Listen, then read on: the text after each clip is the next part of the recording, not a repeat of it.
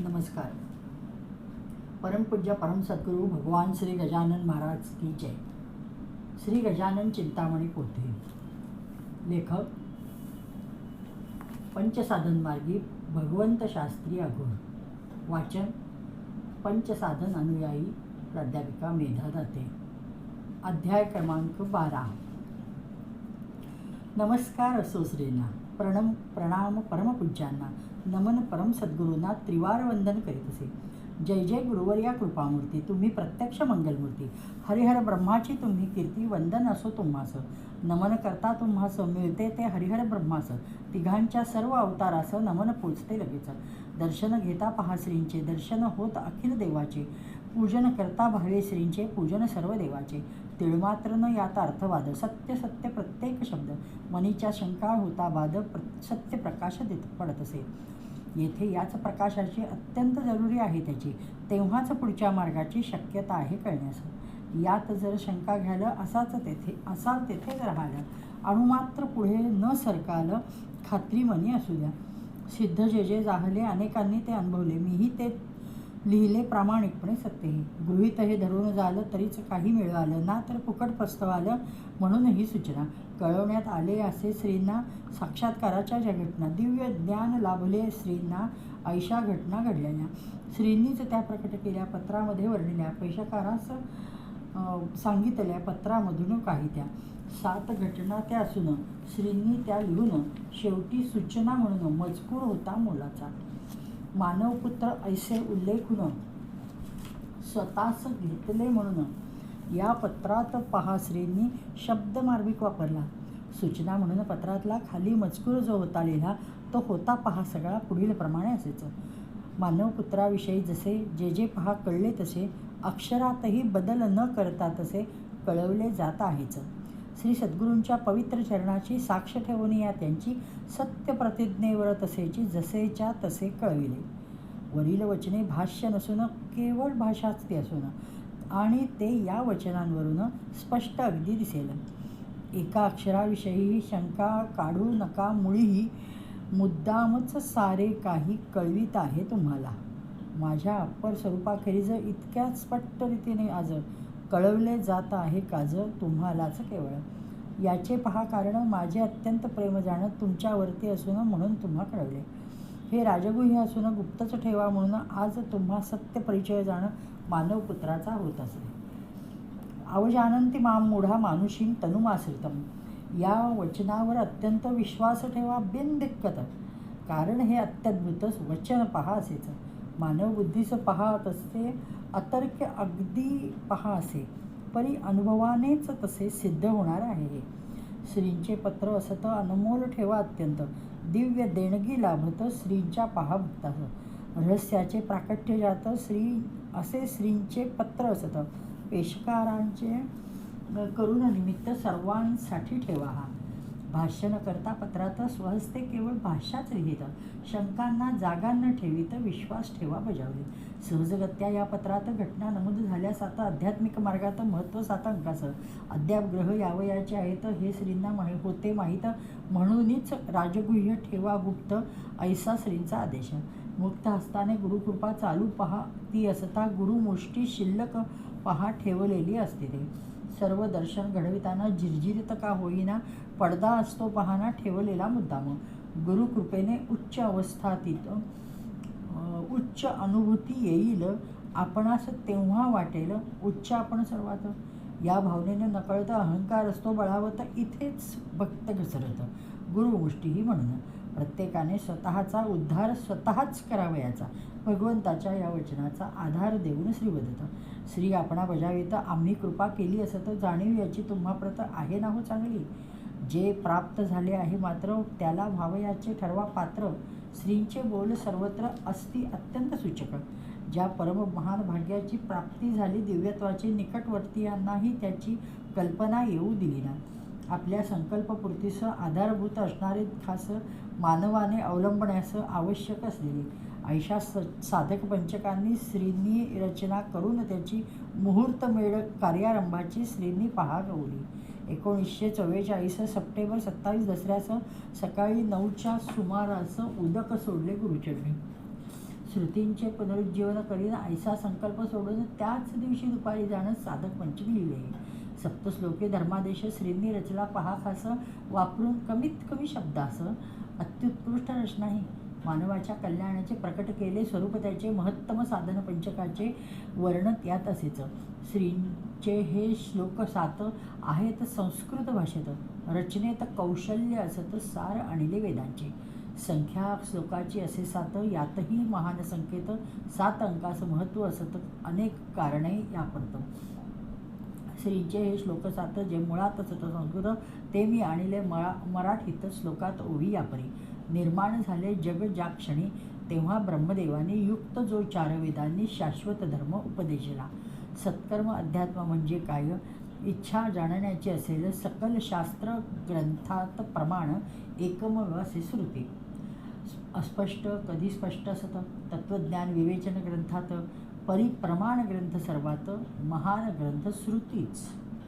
निज कल्याण हेतुस्तव ज्यात सर्व विषयांचे सारे असत, सार असत, सर्व विषयांचे सारे असत, अशा सफल आर्ष ग्रंथात असे प्रमाण श्रुतीचं. निरर्थक वाद करणारे, नास्तिक मत प्रतिपादणारे, मिथ्या कलह करणारे नष्ट होतील सारे ते.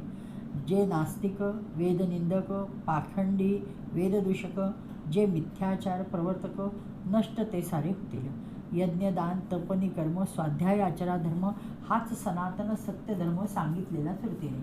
या 7 श्लोकात वेदांचा सारभूत श्री पहा निवेदन पंचसाधन मार्ग हा. फक्त 7व्या श्लोकात पंचसाधन मार्ग कथित. पंचसाधन काय असत आपण पाहू अल्पसे. कोणता सत्य सनातन धर्म, सकल वेदांचे काय मर्म, आचरावे कोणते कर्म, हेच 7व्या श्लोकात. वेदांनाच श्रुती म्हणत, या वेदाचा आदेश असत. यज्ञ दान तप करीत, कर्म स्वाध्याय आचरा. सत्य सनातन धर्म हाच, 4ही वेदांचे सार हेच. श्रींनी वापरून शब्द 5 सार यात आणले. प्रत्येक शब्द अमोल, प्रत्येकावर ग्रंथ होईल एवढे व्यापकत्व विशाल या 5ही शब्दांचे. काय करावे करणे यज्ञ, कैसे करावे पहादान, कैसे तपनी आचरण, स्वाध्याय म्हणजे काय ते. अल्पसे त्याचे विवरण, थोडक्यात त्याचे विवेचन घेऊ आपण समजून सारांश रूपे पाहते. यज्ञ म्हणजे होम हवन करणे, हवीर द्रव्याचे अर्पण, अग्नीस शास्त्रोक्त जाणं यज्ञ त्याला म्हणतात. वायुमंडलाचे वातावरण यज्ञाने शुद्ध होऊन समृद्धी सुख समाधान मिळते पहा मानवा. सकल ऐश्वरी समृद्धी टळते विपत्ती उपाधी आचरता यज्ञविधी कामधेनू यज्ञी. अन्न वस्त्रादी धन सत्पात्रालाच पाहून यथाशक्ती करावे दान, कुपात्री दान अधर्म. त्यामुळे दात्या परत ऐश्वर्य वृद्धी लाभत, अनंतपट लाभ होत दान पेरणी पुण्याची. विशिष्ट अशी उपासना करणे नियमित प्रतिदिन, यालाच तप अशी संज्ञा, कल्याणकारी तप असे. आत्मसुख आत्मशांती आत्मविश्वास आत्मशक्ती लाभ त्याचा मनुजा प्रति तपानेच होत असे. वेदविहित ज्या क्रिया असत त्यालाच कर्म म्हणतात. वेदविहित कर्माप्रत आचरावे मनुजाने. ही कर्मे आचरून मानव सत्प्रवृत्त बनून सदाचारी तो होऊन भूमिका तयार होत असे. वेदादी ग्रंथाचे अध्ययन, अशा ग्रंथांचे मनन वाचन पठण चिंतन स्वाध्याय म्हणते याला. स्वाध्यायाने मिळते ज्ञान, स्वाध्यायाने वाढे ज्ञान, स्वाध्यायाने स्थिर हो ज्ञान, महत्त्व ऐसे स्वाध्याया. अशा रीतीने थोडक्यात हे श्रींचे पंचसाधन असत. अगदी सारांश रूपात केले येथे विवेचन. पंचसाधन 5 शब्दात महाराज श्री हे सांगत, अत्यंत व्यापक असत प्रत्येक शब्द यातला. पंचसाधन यज्ञ श्रींनी प्रथम सांगून यज्ञास दिले अग्रस्थान, श्रींचा भरही त्यावर. श्रुती प्रतिपादित साधनेत यज्ञ संस्थेस लाभत अग्रेसर स्थान असत, महत्त्व अतीव यज्ञाचे. यज्ञ म्हणून यज्ञ संस्थेचे पुनरुज्जीवन करण्याचे कार्य हाती घेऊन श्रींचे प्रयत्न प्रभावी चालले. वायुमंडलाच्या शुद्धीपासून प्रजेच्या उत्पत्तीपर्यंत जाणं, सकल घटनावार महान प्रभाव असतो यज्ञाचा. विश्वव्यापी मन, विश्वव्यापी प्राण याहीवरती महान प्रभाव यज्ञीय क्रियेचा.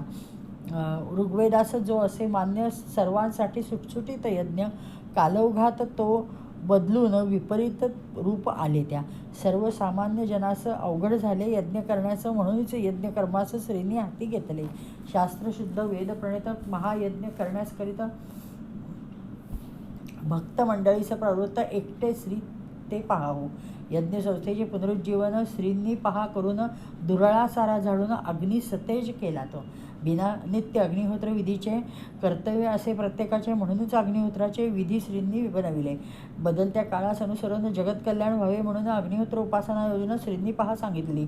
अग्निहोत्र विधी अत्यंत सोपा करून दिला असत होता. सूर्योदय सूर्यास्त 2 आहुती द्यायच्या. श्रींचा संदेश सर्वांना. श्रींची ही अग्नीची उपासना मानवासाठीच पाहणा कल्याणकारी अत्यंत. प्रत्येक धर्मात पंथात वेगवेगळ्या रूपात अग्नीची उपासना असत प्रामुख्याने पाहावी. म्हणूनच अग्नीची उपासना आहे वैश्विक उपासना. प्रत्येकाने ही उपासना करावयालाच हवीच. संदेश ऐसा पहा श्रींचा, उद्धार व्हावा मानवाचा सर्वांसाठी म्हणून त्यांचा आदेश हा असेच. 2 आहुतींचे कर्म सांगितला सगळा आपद्धर्म, तरीही हे महान कर्म असल्या आजच्या काळात. स्वल्पते धर्माचरण करते महान संकटहरण, श्रींचा उद्गार असती जाण गीतेमध्ये स्पष्टते. या अग्निहोत्रामुळे येतं पावित्र्य वातावरणात. वायुमंडल शुद्ध होतं, दूषित भाग नष्ट हो. वायुमंडल होता शुद्ध, सारे नष्ट होत समृद्ध. संतोषित आबालवृद्ध, वृत्ती सात्विक होत असे. आयुरारोग्य लाभते, शांती समाधान मिळते. कमतरता कशाचीही नसते, लाभ ऐशा महान.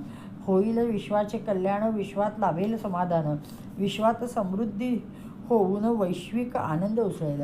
नित्य अग्निहोत्रापासून अनेक फायदे होऊन लाभ अनेक लाभून सुस्थिती प्राप्त होत असे. ऐसे अनुभव अनेकांना. आरोग्य लाभले कित्येकांना, समृद्धी धनधान्यांना अनुभव अनेकांचा हा. फक्त पहिल्या साधनाचा प्रभाव हा यज्ञाचा, 5ही त्या साधनांचा लाभ केवढा होईल. त्यानंतर श्रींनी एक प्रकट केले वेद तत्वदशक. पाळणे ज्या आवश्यक 10 आज्ञा त्या वेदांच्या. वेद तत्वदशक कथन 13व्या अध्यायात विवेचन. श्रींच्या आज्ञा महान मौलिक भाग असे हा. श्रींचे वंदनीय चरण सतत होतसे मजस्पूर्ण. 12वा अध्याय लिखाण पूर्ण येथे झाला. अध्याय 12वा समाप्त. श्री कृष्णार्पणमस्तु. श्री गजाननार्पण.